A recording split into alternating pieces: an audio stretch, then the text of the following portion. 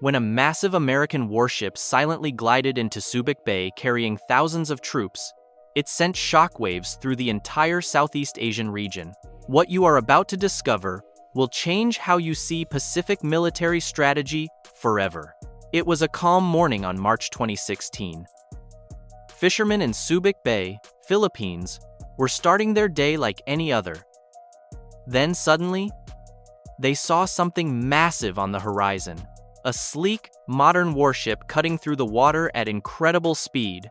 This was not just any vessel, this was the USNS Millinocket, and it was about to change everything we thought we knew about American military presence in the Pacific. Now, before we dive deep into this story, let me ask you something. Have you ever wondered what it really means when thousands of American troops show up unannounced in a foreign country? The arrival of USNS Millinocket was not some random event. It was a carefully orchestrated display of military power, logistics, mastery, and strategic partnership. And here is the thing most people miss. This ship did not just bring troops, it brought a message that echoed across the entire Indo-Pacific region. Let me paint you a picture of what we are dealing with here. The USNS Millinocket, designated TEPF-3, is not your grandfather's Navy ship. This thing is a beast of modern engineering. We are talking about a vessel that stretches over 103 meters long. That is longer than a football field, my friend. But here is where it gets interesting. This ship can hit speeds of over 35 knots. For those of you not familiar with maritime measurements, that is roughly 40 miles per hour on water. Now, you might think, okay, 40 miles per hour does not sound that impressive, but for a ship carrying 600 tons of cargo and designed to transport troops and vehicles, that speed is absolutely mind-blowing. The Millinocket belongs to a class called Expeditionary Fast Transport, or EPF. Notice that word, fast. The Navy did not include that in the name for fun. These ships were designed with one primary mission in mind: get troops and equipment from point A to point B faster than anyone thought possible. According to defense analysts familiar with the EPF program, these vessels represent a fundamental shift in how America projects power overseas. We are no longer talking about slow, lumbering transport ships that take weeks to cross the Pacific. We are talking about rapid deployment capabilities that can respond to crisis situations in days, not weeks. The ship has a unique twin-hull catamaran design. You know those fancy speedboat catamarans you see rich people cruising around on? Imagine that concept, but scaled up to military proportions. This design gives the Millinocket incredible stability in rough seas and allows it to operate in shallow waters. Why does that matter? Because the Philippines is made up of over 7,000 islands, many with shallow coastal areas. Traditional deep-draft Navy ships cannot get close to shore in many of these locations. But the Millinocket can. Built by Austal USA and commissioned in 2014, this ship cost American taxpayers approximately $180 million. Now, before you start thinking that is a lot of money, consider this. A single modern destroyer costs over $1.8 billion. The Millinocket delivers massive capability at a fraction of the cost. So, let us get back to that morning in Subic Bay. The date was March 30th, 2016. The Millinocket pulled into port, and immediately, Philippine military officials and U.S. Embassy representatives were there to greet it. Commander David S. Pugh, the ship's captain, stood at the gangway. In his remarks, he stated that Millinocket's presence was not just about logistical support, it was about demonstrating that the U.S.-Philippine partnership was not just on paper, but in action. Think about those words for a second. Not just on paper, but in action. What was he really saying? He was sending a signal, and that signal was being received loud and clear by everyone watching. And trust me, a lot of people were watching. The ship was loaded with military equipment, light combat vehicles, and hundreds of U.S. Marines and Army personnel. These troops were here for Exercise Balikatan 2016, Now, you might be wondering, what exactly is balikatan? The word itself means shoulder to shoulder in Filipino. That is already telling us something about the nature of this exercise. This is about two allies standing side by side. But here is what makes this particular balikatan different from previous years.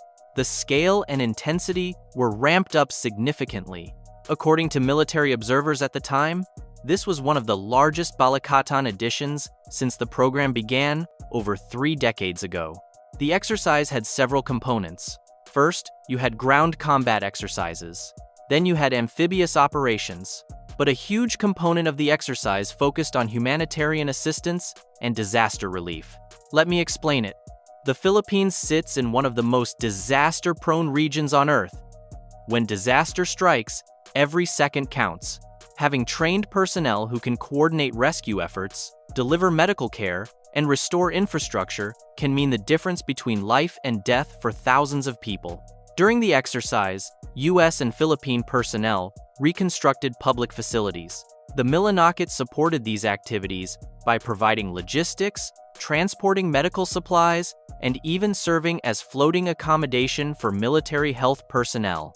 According to humanitarian aid experts familiar with the exercise, this disaster relief training proved invaluable just months later when Typhoon Lowen struck northern Luzon. Now, let us talk about the elephant in the room. Why was the US really pouring thousands of troops into the Philippines in 2016? The year 2016 was a pivotal moment in Southeast Asian geopolitics. Tensions in the South China Sea were escalating rapidly. China was building artificial islands on disputed reefs, installing military equipment, and making increasingly bold claims about territorial waters. The Philippines, as a claimant nation in the South China Sea dispute, found itself on the front lines of this geopolitical chess match. And here is where that 1951 Mutual Defense Treaty between the US and the Philippines becomes critically important. That treaty, signed over 7 decades ago, commits both nations to defend each other in case of armed attack. It is one of the oldest security alliances the United States maintains anywhere in the world. Enter the Milanakit and Exercise Balikatan 2016. Defense analysts at the time pointed out something crucial. While both US and Philippine officials repeatedly stated that the exercise was not aimed at any specific country, the message was clear. The United States was visibly demonstrating its commitment to its treaty ally right in China's backyard. According to regional security experts, the arrival of the Milanakit sent multiple messages simultaneously. To the Philippines, it said, "We have your back." To other allies in the region, it reinforced American commitment to the Indo-Pacific. And to potential adversaries, the message was that the United States can move a significant military force into this region faster than you might expect. Let me speak for a moment on the logistics. Moving thousands of troops and tons of equipment across the Pacific Ocean is monumentally complex. You need fuel, food, water, ammunition, spare parts, medical supplies, and countless other items. Traditional military transport would require multiple ships, extensive port facilities, and days of offloading operations. The Milanakit streamlined all of that. So, what did all this mean for the future? Well, we are seeing the answers play out right now. Years later, the capabilities demonstrated by the Milanakit in 2016 paved the way for even greater US-Philippine military cooperation. But here's where the story takes an even more dramatic turn. The United States is now moving forward with plans to establish what could become the world's largest weapons manufacturing hub right there in Subic Bay, the same location where the Milanakit delivered troops in 2016. During a recent summit, Philippine President Ferdinand Marcos Jr. described this facility as a part of the Philippines' self-reliant defense strategy, with President Trump adding that the Philippines would soon possess more ammunition than any other country. According to the U.S. Naval Research Laboratory, this represents the most significant U.S. defense investment in the Philippines since the Cold War. So let me bring this all together. When the USNS Milanakit pulled into Subic Bay in March 2016, It represented far more than a simple training exercise. It was a demonstration of military capability, a reaffirmation of alliance commitments, and a visible statement of American presence in a region of increasing strategic importance. The 5,000 American troops and 3,500 Philippine personnel who participated in Balikatan 2016 were not just checking boxes on a training schedule.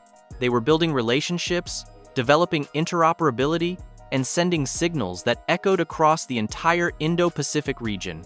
That twin-hull catamaran cutting through the waves at 35 knots symbolized speed, flexibility, and the ability to project power in places others cannot easily reach. Thanks for watching. We have got more stories like this coming your way.